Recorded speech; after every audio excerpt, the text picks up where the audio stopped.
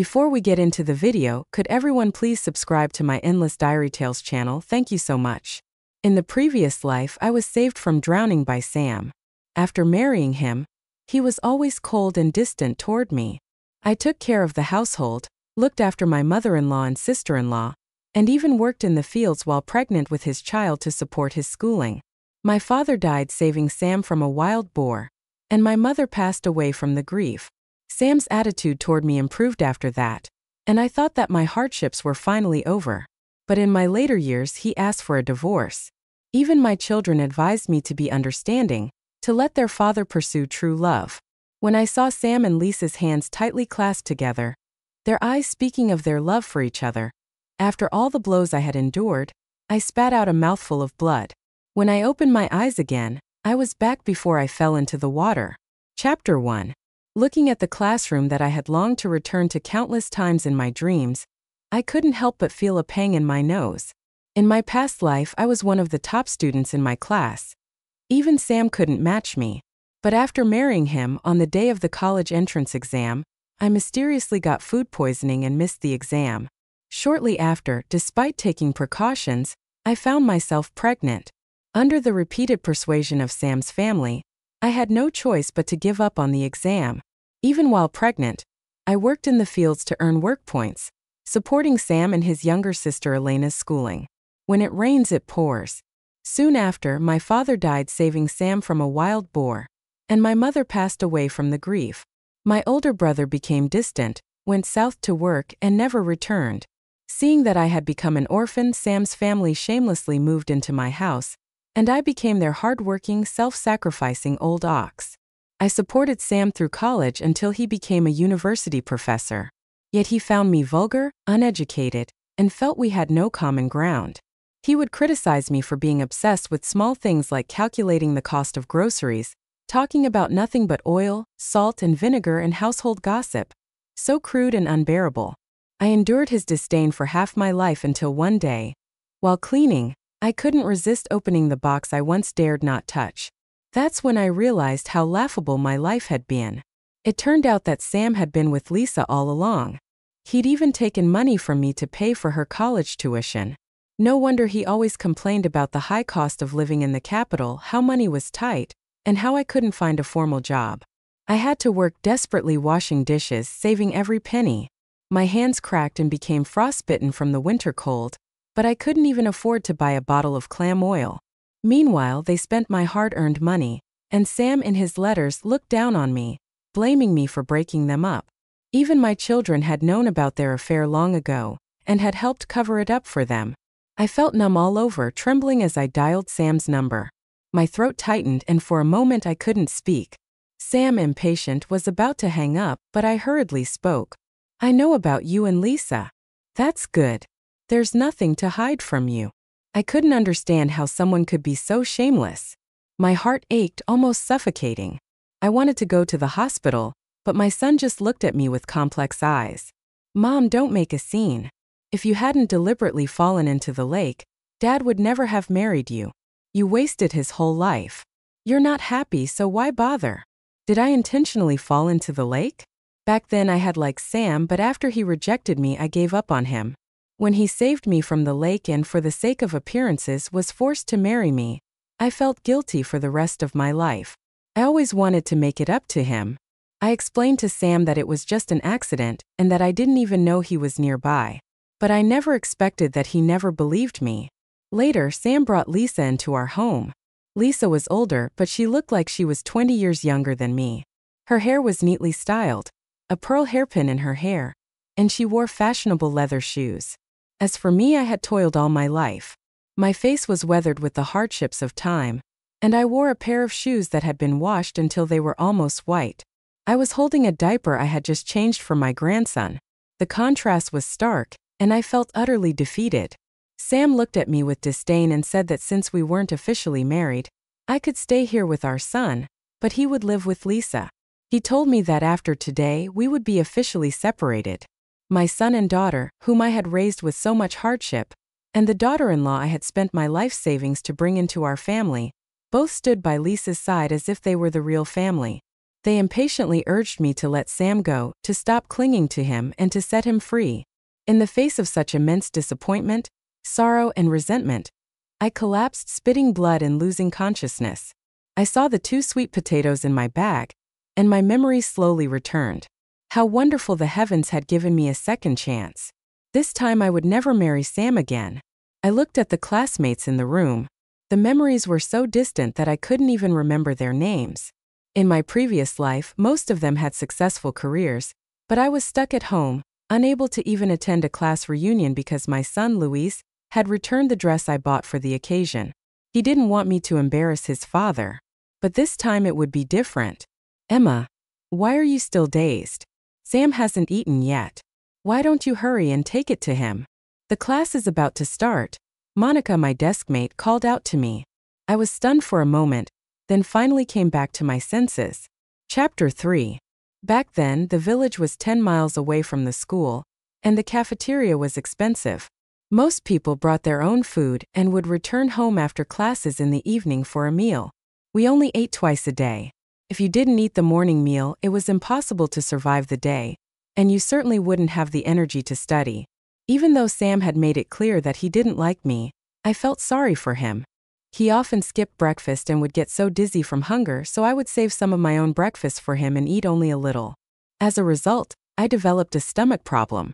In the later years of my life, when I could finally eat to my fill, I couldn't indulge in oily, fatty foods and could only watch them. Sam lifted his head from the desk and coldly glanced at Monica and me. Infine. I won't eat. But I saw him clutching his stomach with his brows furrowed, clearly trying to suppress his discomfort. In my past life, it was precisely this tough exterior of his that attracted me. In a time when everyone was struggling to get enough food, I practically begged him to eat most of my breakfast. Afterward, Sam would always act like he didn't want to owe me anything, saying that he would repay me with food later. But he never did. It was all talk and he never actually returned anything. I must have been crazy in my past life. How could I find someone so hypocritical attractive? Seeing Sam's pitiful expression, I didn't even want to give him a glance. Now just looking at his face disgusted me. I turned my back, peeled the sweet potato and took a big bite. Even though it was cold, it still tasted so good and filled me up. In no time I finished both sweet potatoes. When Sam saw that I wouldn't give him any, his face darkened significantly. Sam looked at me in confusion, but I ignored him, quickly flipping through my textbook. Thankfully, even though it had been many years, not being able to attend college had always been a regret in my heart. In my previous life, I secretly used my children's textbooks to study and solidify my knowledge. If I hadn't been so burdened by family responsibilities and time constraints, I would have earned my degree a long time ago, even if it was just through self-study. The knowledge wasn't unfamiliar to me now. With only half a year left until the college entrance exam, I was confident that this time I would get into the university I wanted. I would shine and contribute to my country. After class, I quickly packed up and rushed home. In my previous life, if it weren't for Sam, my parents wouldn't have died. But now they were still alive. They were the people who loved me the most. After they passed, even though my hands were covered in frostbite, no one ever asked if it hurt. I would never let anything happen to them again. Chapter 4. I was deep in thought when I lifted my head and saw Sam not far ahead. He was bent over in pain, as though he was struggling to endure something. Not my problem. I coldly glanced at him and was about to walk around, but Sam stretched out his hand and blocked my way. Move! The scenes of Sam betraying me, rejecting me, and being manipulated by his mother played repeatedly in my mind. When I looked at Sam, I couldn't hide my disgust for him. Emma, what's wrong? Why have you suddenly become so hateful toward me? Sam took a step closer, pressing me further. I immediately stepped back to stop him. Stay away from me, or I'll report you for harassment. At my words, Sam was stunned, his face full of hurt, looking as though he wanted to say something but couldn't. I couldn't be bothered with him. I was about to leave when I suddenly heard a voice filled with grievance from behind. Emma, I'm hungry. If you're hungry, go home and find Mom, I said coldly without looking back. When I got home and saw my mom busy in the kitchen and my dad just back from work, holding a large bowl and drinking water, my rebirth finally felt real. My mom was startled by my actions, thinking something had happened to me at school. After some questioning, I told her I was just happy because I thought I might be able to get into college, and I cried out of joy. In the next few days, I didn't acknowledge Sam at school. I made it clear that I was cutting ties with him. Before, Sam used to bring half a flatbread to school. But ever since I gave him my breakfast, he never brought anything again. These past few days, maybe he didn't believe I would suddenly change. He thought I was doing something to get his attention, so he didn't bring any breakfast, which caused him to faint from hunger during class. I just coldly watched. After hearing that Sam had fainted from hunger, Monica criticized me for not continuing to bring him food. I don't owe him anything. If you feel sorry for him, you can give him your food. Monica didn't say anything more. After class, I still walked away from Sam. In my past life, he always trailed behind me from a distance, but today there was no sign of him behind me. A sudden realization hit me. Today was the day in my past life when Sam saved me from drowning. I almost forgot about this crucial moment. Ahead of me was a near vertical hillside. As you descended, you could only grab onto the tree branches on either side, using them to carefully make your way down. If you weren't careful, you would fall. Below, a narrow path led to a very deep lake. There were other routes to the village, but if I wanted to avoid this one, it would probably be dark by the time I got home. I clenched my fists, silently vowing that this time I would not make the same mistake. Just as I was about to head downhill, I suddenly saw someone walking toward me from a distance. Chapter 5. She looked younger, her eyes brighter. It was Lisa. She was no longer the Lisa I had seen in my later years, all dressed up and looking at me with disdain and smugness. Now she was a countryside intellectual, her face as darkened by the sun as mine, with a thin back and pale yellow complexion, looking haggard and worn. In my past life, she blamed me for breaking up her relationship with Sam, so this time I would fulfill her wishes. Although I wasn't sure if Lisa would fall into the water, my right eye was twitching uncontrollably, and my intuition told me that my fall in the past wasn't a simple accident. I would soon find out. I quickly found a place to hide and waited to watch. It wasn't long before Lisa reached the slope and began climbing down, gripping onto the branches. I waited for a while, but nothing happened, and I couldn't help but feel a little disappointed. Could it be that in my past life I was just unlucky? I had walked this path so many times, so why did I fall that one day? Just as I was thinking this, I suddenly heard a gasp followed by the sound of something heavy splashing into the water. I stood on the slope and looked down, seeing Lisa struggling in the water while Sam stood on the other side of the lake. As soon as he heard the splash, he immediately jumped in and swam towards the sound. Sure enough, in my past life it wasn't an accident. I was set up by Sam. At that time, I had already confessed my feelings to Sam, telling him that I liked him. But he rejected me on the surface while secretly setting up this trap to make me feel guilty, controlling me for the rest of my life. His mother had never treated me kindly either. If it weren't for saving you, my son wouldn't have married such a disaster. Now he's a professor, and so many city girls are after him. Who knows how many lifetimes of good fortune. You must have had to marry into my family and enjoy life. My heart boiled with hatred, and without realizing it, I had bitten my lip until it bled. This time I wouldn't let them get away with it. I was waiting to see their downfall. As soon as Sam pulled Lisa out of the water, his mother, along with a group of people, came to watch the spectacle. I saw a patch of mushrooms here yesterday, but today they're all gone. I wonder which little brat picked them all. Oh my, someone fell into the water. Let's go see. Chapter 6. In my past life, I was the one who was saved. I was in Sam's arms, barely clothed, and the scene was witnessed by everyone. In less than half a day, it spread throughout the entire village. In this life, I stayed out of it and quietly watched the spectacle from the slope. With my sharp eyes, I saw that when Sam realized the person struggling in the water was Lisa, he froze for a moment. But quickly, he snapped out of it, and after a brief hesitation, he took advantage of the situation and unbuttoned her clothes while Lisa wasn't paying attention. I blinked. In the letter Sam had written to Lisa in my past life, he said that he had liked her since high school, but because of his family situation, he didn't dare confess. Later, he ended up marrying me because I clung to him after he saved me.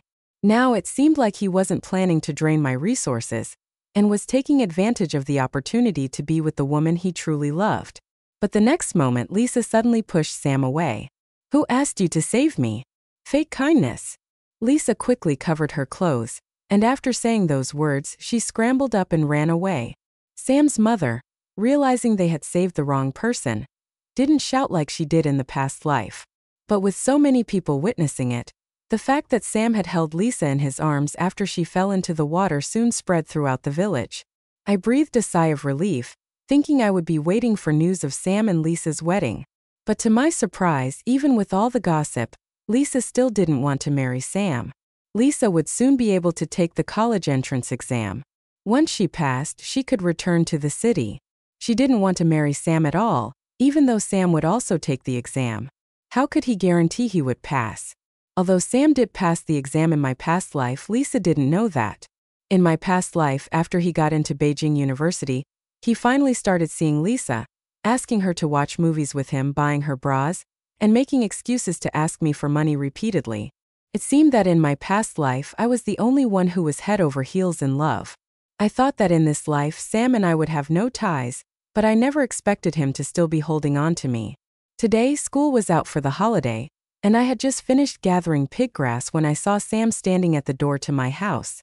When he saw me, his eyes lit up and he immediately walked over. "Emma, you're finally back. I've been waiting for you for half the day. What are you waiting for me for?" I didn't want to deal with him, so I just held the pig grass and walked toward the backyard. "Wait, I need to talk to you." Seeing that I ignored him, Sam snatched the pig grass out of my arms, threw it on the ground and blocked my way. "Emma, didn't you say you liked me before?" I agreed. "As long as your family can support me through college, once I get my diploma, we can get married." Sam pressed his hands on my shoulders, his brows furrowed, wearing an expression of grievance and seeking approval. I gripped the butcher's knife tightly, trying to resist the impulse to chop off his hand. With a smile that wasn't really a smile, I looked at him. "Sam, do you like me?" When Sam heard this, his expression instantly became much lighter, as if it was just as he expected. He paused for a moment and sighed. "Although I don't like you now, if you persist, I believe that over time we will develop feelings for each other." Hearing this, the hatred I had for Sam seemed to fade instantly. The pain of being betrayed by him in my past life, all the suffering and compromises I endured to win his approval, all the bitterness now seemed ridiculous. To have endured all that for someone like him wasn't worth it at all. In this new life, my focus should be on my family and my studies. Even the hatred I felt for Sam didn't deserve too much of my attention. Someone like him truly didn't deserve any of it. "Well, Sam, it turns out I don't like you anymore. I hope you can keep at it and stop bothering me from now on." With that, I bent down to pick up the pig grass and was about to leave. "Emma, don't regret it.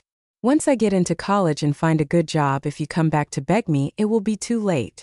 Chapter 8. I sneered, not responding. "Emma, don't get too greedy. I admit these days your ignoring me has made me pay more attention to you, but now I've given you a chance. Do you really need to see me marry Lisa before you stop acting like this?" Sam was already getting frustrated. Perhaps in my past life I had given him too much confidence, making him think I was desperate for him. "Lisa wouldn't even look at you. Stop dreaming." I turned around, looking at him with disbelief. "Fine, when I marry her, you can just wait and cry." With those words, Sam stormed off. "Marriage? Sure. Two selfish people should be tied together. In this life, without me letting them feed off me, I'll see what kind of life they can have." "Emma, you're wrong here. I need to talk to you. Sam's such a good boy, looks good, does well in school. If it weren't for his family background, why would he look at you?" Roxana from next door was counting Sam's qualities on her fingers as she lectured me. It seemed like she had overheard our conversation. Roxana and my family didn't get along. In my past life, after Sam's family moved here, she stirred up trouble, getting his mother to set rules for me, making my life miserable. I replied coldly, "Don't worry about it. And by the way, my grades are much better than his. A girl's good grades won't help. You'll still have to get married and have kids in the end. A man is your support. If you miss Sam, I wonder what kind of ugly man you'll end up with. No matter what, I won't end up worse than you." Roxana's husband was violent, lazy, and often got deductions in his work points. When drunk, he would beat her and the kids, making them scream in pain. My parents couldn't stand it, so they helped her twice, but she mocked us, telling us to stay out of other people's business.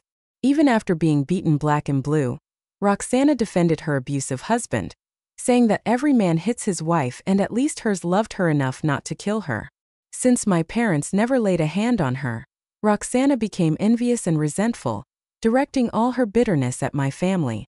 Even when she was carrying fertilizer or hauling dung, she would accidentally spill it in front of our house. You're really asking for it. I'm talking to you, and that's the attitude you give me. You should be calling me aunt by age. This sentence was almost a direct insult.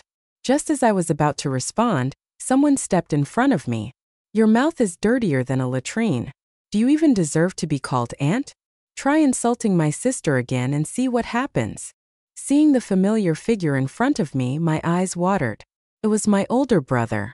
In my past life, after our parents passed away, he and I grew distant, but when they were alive, he always had my back. Forget it, don't argue with her. Bro, you must be hungry. I roasted 2 sweet potatoes for you. Go eat. You're the only one who cares about me. My brother smiled and, seeing that I was crying, hurriedly wiped my tears, all while scolding Roxana to get lost. Chapter 9. A month later, Sam and Lisa actually got married. Since they weren't yet of legal age to register, they just held a simple banquet, and Lisa also moved from the commune to live with him. I went to see the commotion, and during the banquet, Lisa was looking at me with a provocative expression that left me feeling confused. Could it be that she also has reincarnated? 2 months later, the long-awaited college entrance exam finally arrived. This time I was extra careful. I made sure to cover myself with the thickest blanket at night, drank only boiled water instead of tap water, and did everything I could to avoid the mistake I made in my past life when I missed the exam due to food poisoning. Before the exam, Sam unexpectedly came to see me. He was holding Lisa's hand, seemingly trying to show off. They both looked so in love and sweet.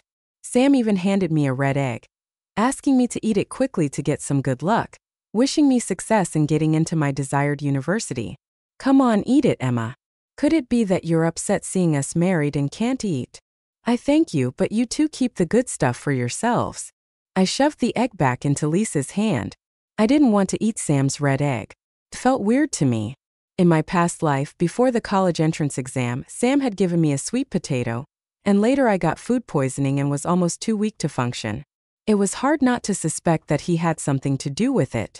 He probably did it just to keep me at home, working tirelessly to support him through his schooling. Sam, seeing that I wouldn't eat, tried to provoke me further. Furious, he snatched the egg from Lisa's hand and tried to give it to me again. Why won't you eat our red egg? Do you really hate to see us happy? I quickly backed away like I was dealing with a madman. It was completely irrational. But Sam wasn't pleased. He chased after me, determined to force the egg into my hands. Now eggs were precious. Could he really be so kind? There must be something sinister about this egg. I wasn't interested in getting caught up in their nonsense. I couldn't believe he was so insistent on making me eat it. Maybe I could take it, find an opportunity, and throw it away. To my surprise, Monica suddenly came running over. Seeing us bickering over the egg, she thought we were being overly polite. Not holding back, she snatched the egg from Sam's hands, peeled it, and ate it right there. Well, I didn't have enough for breakfast. Since you're not eating it, I'll take it. She finished, not waiting for us to react, and quickly ran off. Sure enough, not long after the exam, Monica's face turned pale. After a loud plop, a stench spread, and she weakly raised her hand, heading for the bathroom. After the exam, Monica cornered me at the door. Her face was drained of color, her eyes full of hatred, demanding an explanation from me. After eating your egg, I couldn't stop having diarrhea. Emma, if you dare to harm me, I'll make sure you fail the exam. The door was surrounded by a crowd of onlookers. I gave a cold smile. Monica, first of all, that egg was one you snatched from my hands. I didn't give it to you willingly. Secondly, if your eyes are working properly, you should be able to tell that it was a red egg, right? It was the egg Sam and Lisa used for their wedding. If you're looking for someone to blame, it should be them, not me. Monica froze for a moment. I knew she had feelings for Sam. In my past life, she had often made things difficult for me because of him. But this time, Sam was already married, and she had been unintentionally harmed by her own actions, ruining her chances at the college entrance exam. I wondered how she would react this time. By the afternoon, I heard that Sam and Lisa had been arrested for poisoning Monica during the college entrance exam. I didn't show any emotion on the outside, but inside I couldn't help but feel a sense of joy. They had finally gotten what they deserved. When I returned to the village, the news had already spread. Sam and Lisa had put laxatives in the red egg they gave Monica, and both were arrested by the police. In the end, Sam's family paid 30 yuan to apologize to Monica privately, and the matter was settled. After this incident, the reputation of the family was completely ruined. Although Sam's mother had been tough and unreasonable at times, she was a widow, and without being strong, how could she support her family? The villagers had been fairly tolerant of her. But now, with this scandal, whenever people saw any member of the family, they would go out of their way to avoid them. Chapter 10. Well, look at that. Daring to poison someone with laxatives at such a young age. What will they do in the future? Resort to poisoning in any dispute? As for the families who had received the red eggs before, they weren't afraid to eat them. After all, laxatives won't kill you. If they did ingest the laxatives, they could at least get some compensation from Sam's family. 30 yuan is no small sum. Sam's mother had always been so stingy over the years. Though she had some savings, not long ago, Sam and Lisa's wedding cost them quite a bit of money, and then they had to pay the 30 yuan compensation. The remaining money was barely enough for Sam and Elena's schooling. In my previous life, by this time I had already married Sam. He had paid me 50 yuan as a bride price, but there were no further promises. Originally, my parents and my brother didn't want me to marry him and suffer, but in my past life I was foolish and insisted on marrying him. My parents couldn't stop me and gave in. After we were married, Sam found an excuse to take back the 50 yuan he had given me. Later, when my parents passed away and my brother left, Sam's family took everything. They took over my family's house, and even the money my parents had hidden away was looted by his mother. In my past life, after marrying me, his family never had to worry about money. While Sam was studying, I worked in the fields while pregnant, and when he became a professor, his salary was low. I had to take the kids and sell goods in the market to make ends meet. Sam was embarrassed and would often throw tantrums because of me selling things in the market, but he never gave me a penny of his salary. If I didn't sell things in the market, how would I survive? Thinking of this, a surge of anger rose in my heart. Sam, just because he didn't get into university wasn't that bad. In my past life, he destroyed my family. This time, without my support, I wonder how he'll end up when he meets a wild boar again. 2 months later, someone in the village claimed to have found ginseng in the back mountain. It was said to be old and worth over 100 yuan. Suddenly, everyone in the village lost interest in their work. After finishing their tasks, they all rushed to the mountain, hoping for the same luck and to find ginseng too. Chapter 11. In my previous life, Sam was obsessed with striking it rich. He spent every day wandering the back mountain, and when he couldn't find ginseng, he stubbornly ventured deeper, completely forgetting that tigers and wild boars roamed there. At that time, I was already pregnant. My father went into the mountains hoping to catch a pheasant to nourish me, but instead of catching a pheasant, he ran into Sam, who was being chased by a frenzied wild boar. My father ended up losing his life saving him. In this lifetime, I desperately held on to my father, earnestly telling him that I had a dream where he was severely injured by a wild boar on the back mountain, and soon after, he passed away. My mother, overwhelmed by grief, followed him shortly after. As I spoke, memories of my parents' deaths and the torment I endured in Sam's household from my previous life resurfaced vividly. Emotions surged uncontrollably, and I sobbed until my eyes were red and swollen. My father initially intended to hunt for ginseng, but seeing my emotional breakdown, he quickly changed his mind. He solemnly promised me he would stay away, finally easing my anxiety. As for the other villagers, none of them had ventured deep into the mountain in my previous life except for Sam. After my father's accident, no one dared to go there casually again. Therefore, I didn't warn the others. After all, if I told them now about a wild boar, who would believe me? Initially, I expected to hear news that Sam had been injured by the boar, but 3 days later, the accident victim turned out to be Roxana's husband from next door. He was killed by the wild boar on the spot while trying to save Sam. It was said the scene was horrific, covered in blood. But I couldn't wrap my head around why Roxana's husband would risk his life for Sam. It didn't make sense. If they really encountered a wild boar, that man might not even save his own child, let alone Sam. When Roxana heard the news, she was utterly stunned. She rushed to Sam's house like a madwoman, causing a huge scene, shouting that Sam had to pay with his life. Sam's mother, despite being sharp-tongued and skilled in arguments, couldn't fight back this time. This was a matter of life and death, and her son had clearly benefited greatly from the situation. So even when Roxana slapped her wildly across the face, she didn't dare to retaliate. Her face was swollen from the beating, but she had no choice but to endure it. Roxana was used to being beaten by her husband, as it was far too common in that era. However, being a widow without a man in the household, with children still too young to support her, made life incredibly difficult. Without a man, a woman would easily become the subject of gossip, and everywhere she went, she faced obstacles. To her, it felt like the sky had collapsed. In the end, Roxana called the police and stopped going to work. She camped outside Sam's house, making a scene for nearly half a month. With her 2 children, she cried and cursed at the top of her lungs every day. When they were hungry, they ate Sam's family's food. Sam's mother had no choice but to grit her teeth and agree to compensate her with 500 yuan. This time, Sam's family was truly penniless. After exhausting their last 20 yuan, they were still in debt by 480 yuan. Forget about sending Sam and Elena to school. Just putting food on the table and keeping the family alive became a struggle. Seeing how much debt the family had, Lisa threw a fit and demanded a divorce from Sam. Naturally, Sam's family refused. In the end, Lisa threatened that if they didn't let her leave, she would smash her head against the wall and die. Sam's mother, still furious over the huge amount of money they had to pay, had nowhere to vent her anger. Seeing Lisa acting like this, she lost her temper, jumped up and slapped Lisa so hard that she fainted. Chapter 12. Not long after, the results of the college entrance exam were released.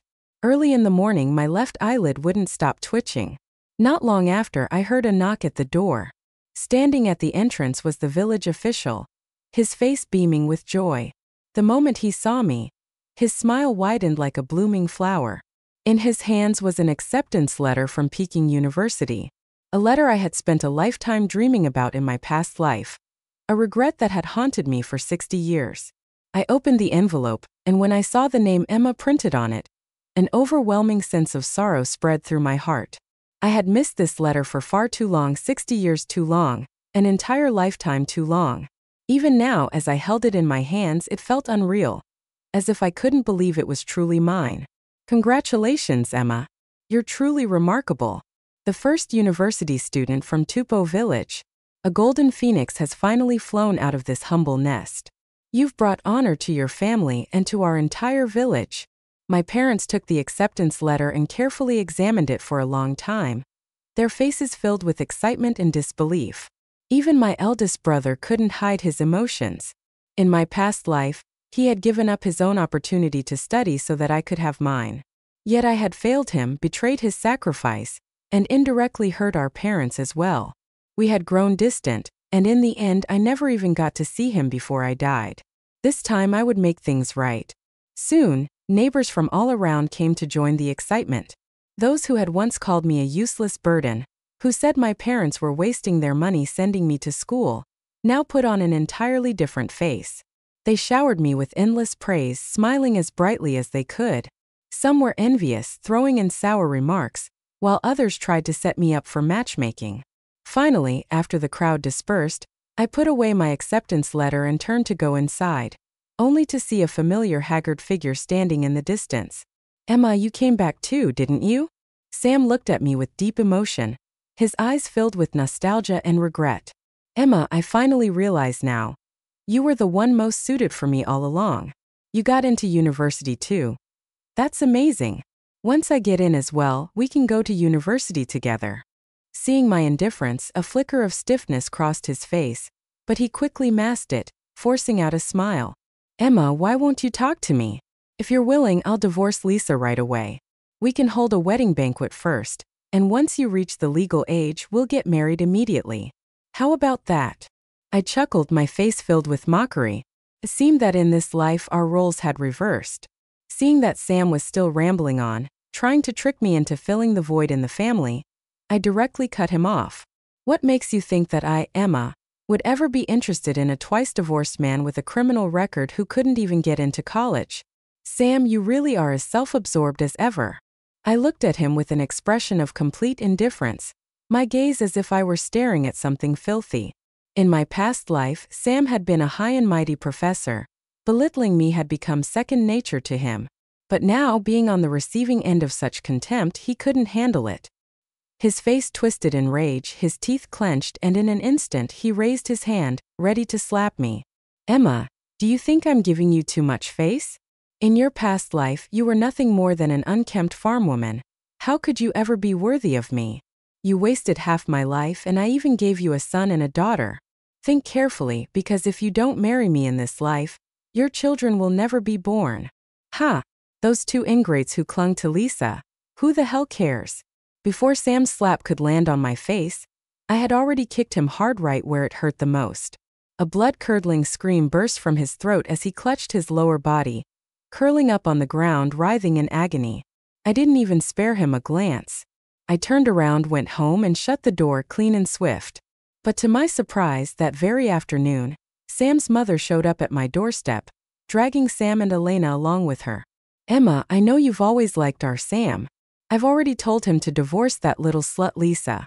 You're the only daughter-in-law I, an old woman, have ever acknowledged. Now that your college acceptance letter has arrived, it's a double celebration. Come out and set a date to finalize things with Sam. Sam's mother shouted at the top of her lungs, and within moments, a crowd had gathered outside my house to watch the drama unfold. One of the villagers scoffed, Auntie Emma is going to be a university student. How could she ever be interested in your son now? Stop embarrassing yourself here. Exactly. The family of Sam thinks everyone else is stupid, huh? Drowning in debt, their reputation in the mud. Emma would have to be out of her mind to step into that pit. You all don't understand. Emma may look all prim and proper on the surface, but she's already been touched by my son. If she doesn't marry into our family, let's see which other family would still want her. A used pair of shoes, that's all. The moment those words dropped, the crowd erupted. Hearing this, my eldest brother couldn't hold back any longer. He grabbed a shovel, ready to smash Sam's mother's mouth into silence. I quickly held him back and reassured him, Brother, don't rush. This is slander. The bigger the scene they make, the harder they'll cry when they're dragged away. Well said. I clapped my hands as I swung the door open. Everyone fell into stunned silence.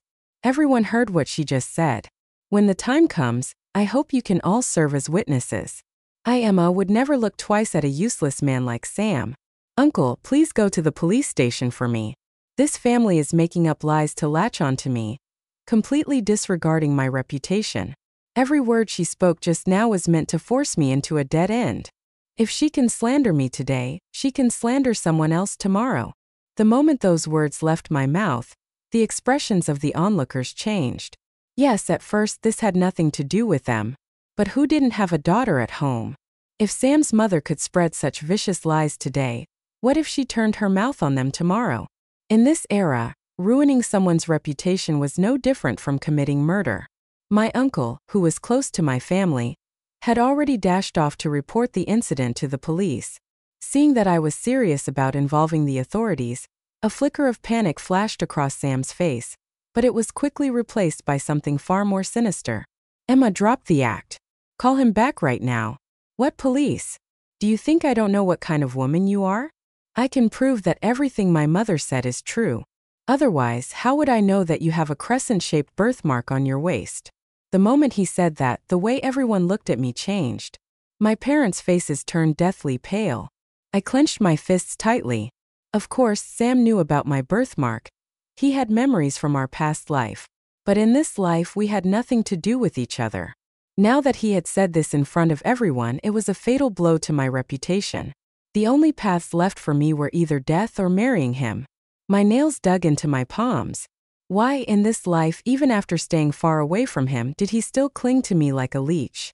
Even if he succeeded in forcing me into marriage, I would only send his entire family off with a bottle of rat poison. If they thought they could turn me into their servant again, they were dreaming. In a flash of inspiration, something suddenly came to my mind. Sam, there is no birthmark on my waist at all. I suggest you confess the moment the police arrive, or else. I stepped closer to Sam and whispered in a voice only the two of us could hear. That day in the back hills, I wasn't the only one who saw what happened. Roxana's husband didn't save you at all. It was you who deliberately got him killed. Sam's eyes widened in shock, his face instantly draining of color. So I was right. Roxana's husband never saved him. Most likely, Sam had pushed him toward the wild boar to save himself, which meant that in my past life my father must have been killed by him in the same way. At that thought, my hatred for Sam deepened. Unfortunately, I was bluffing. I had no witnesses. Otherwise, if I could expose this truth, his family wouldn't just be paying compensation. Sam would be facing a bullet. Sam must have realized this too. His expression shifted into pure guilt, and he no longer dared to meet my gaze. When the police arrived, Sam didn't even try to argue. He confessed immediately. With so many witnesses at the scene to confirm how he and his mother had slandered me, I pressed charges, and both of them were publicly paraded in shame before being sentenced to 6 months of labor at a farm.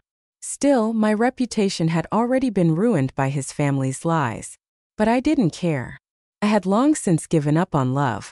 In this life, as long as I could give my family a better life and contribute to my country, that was enough. I scraped together my tuition fees by selling goods at a street stall. After completing my university studies, I pursued further education and later joined a research institute specializing in chip technology.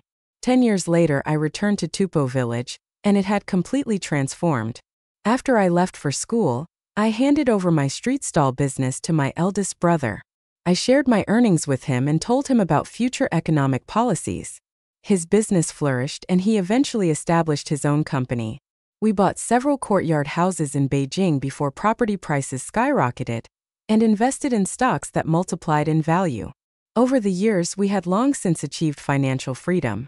We donated money to the county, helping Tupou village build roads and bridges. Now, this place was nothing like it was 10 years ago.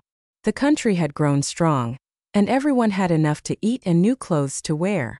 In this life, I stayed away from romance and focused solely on my career. And I had no regrets.